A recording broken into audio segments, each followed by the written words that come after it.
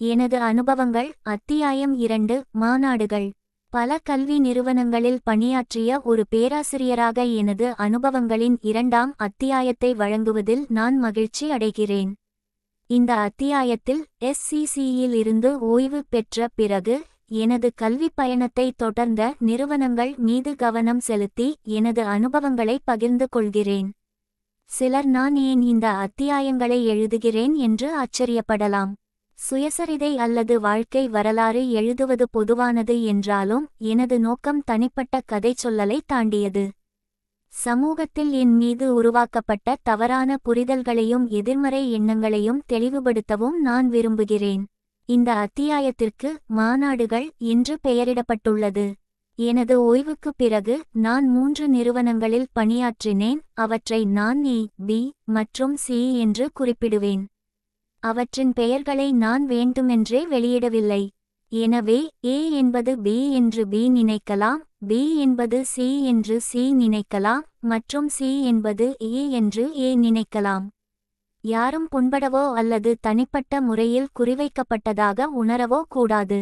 நீயுமா Brutus என்ற தலைப்பிலான முந்தைய அத்தியாயத்தில் எனது ஏமாற்றத்தையும் துரோக உணர்வையும் விளக்கினேன்.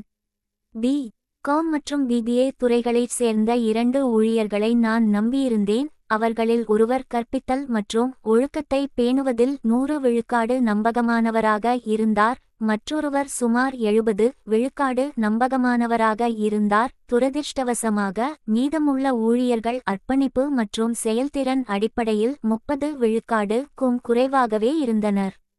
குறைந்தபட்சம் அவர்கள் கூட்டத்தின் போது என்னிடம் தெரிவித்திருக்கலாம், ஐயா, தயவுசெய்து கூட்டத்தை நிறுத்துங்கள். இன்று உங்களுக்கு பதிலாக வேறு ஒருவர் நியமிக்கப்பட போகிறார். அந்த மௌனம்தான் நான் நீயுமா புரூட்டஸ் என்ற சொற்றொடரை பயன்படுத்த காரணம். இருப்பினும் அவர்கள் மீது எனக்கு எந்த தீய எண்ணமும் இல்லை. சில சமயங்களில் அவர்களுக்கு அந்த சூழ்நிலை தெரிந்திருக்காமல் இருந்திருக்கலாம் அல்லது நிறுவனத்துடனான தங்களின் நீண்டகால தொடர்புக்காக அந்த குழுவிற்குள் தொடர வேண்டிய கட்டாயத்தை அவர்கள் உணர்ந்திருக்கலாம்.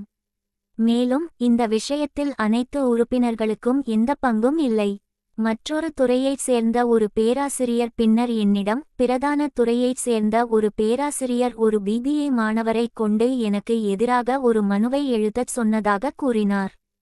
அந்த பேராசிரியர் நான் அப்போது வகித்துக்கொண்டிருந்த துறை தலைவர் பதவியை விரும்பியதாக கூறப்படுகிறது.